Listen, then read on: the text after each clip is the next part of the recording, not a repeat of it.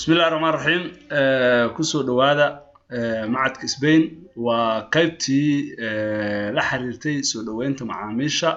قيبتي لحريرتو وي قيبتي أنسي ودنا إن شاء الله هدالي لهذا حرجينا هنا wax badan ka fahmi doontaan macaamiishu waxaan isku sheegnay inay wax qaali yihiin oo shirkad kasta iyo qof kasta ay u yihiin muhiim hadii aan macaamiil jirin ganacsi ma jiro hadii aan macaamiil jirin mushaar ma jiraayo hadii aan macaamiil jirin horumar ma jiraayo hadii aan macaamiil jirin yani wax school fee-ga la iskaga baxsho ama lacagta schoolka la iskaga baxsho la arki ma caafimaad lacag la iskaga baxsho la arki ma waxa kaliya oo lagu wada jooga waxa waaye waa macaamiisha see loola dhaqmaa macaamiisha waa ciwaan ah see loola dhaqmaa yani macaamiishu waa dad muhiim ah oo muhiim u ah shirkadda see loola dhaqmaa marka waxaa loola dhaqmaa qaab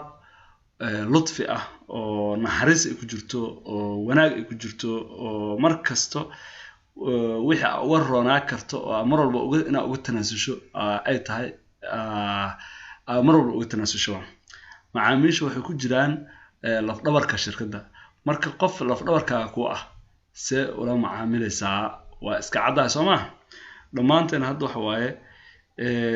wax badan ayaan la macaamilnaa meelo badan aan la macaamilnaa sida aad aragtay oo jeclaalaheed in lagu la dhaqmo ayaa la dhaqmaysaa macaamiisha adiga ku imaato macaamilku waa bukaan qof bukaan ah waaye oo ku soo booqday waaye marka waxa waaye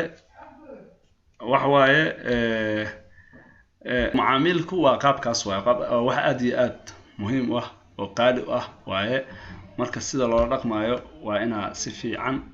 iskaga jeekintaan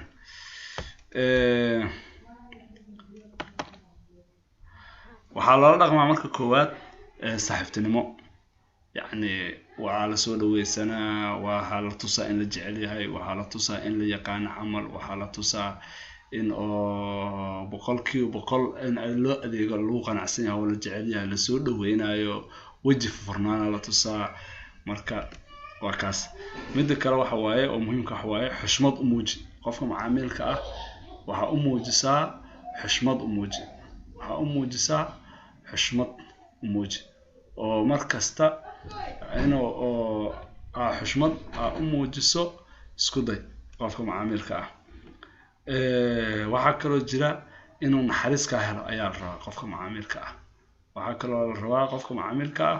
إنه نحرس كهلا وآدي هواي وبارك هاي كوج على هذا إنه نحرسنس أو أركم وحكروا الجراء ولا دقن سعدالة لقد ريمكرو qofka macaamilka waxa la rabaa inuu ula macaamisho si aad iyo aad oo inuu cadaalad ku helayo inuu aaminsan yahay tusaale ahaan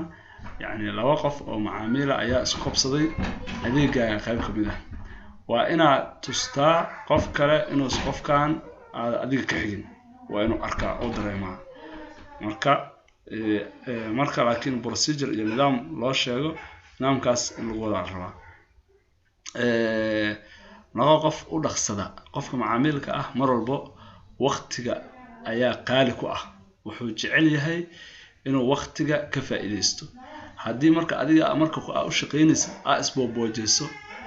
oo bahalkii cabsi iyo xalaas oo ka dareemo inaadan bahalkii si fiican ugu adeegaynin yaa dhibaato waay marka qof u dhaqsada oo adeega ugu dhaqsada qof macaamilka marka shaqada soo galo wuxuu jecel yahay inuu si dhaqso ah wixii isku helo oo hore u dhaqaajiyo okay waa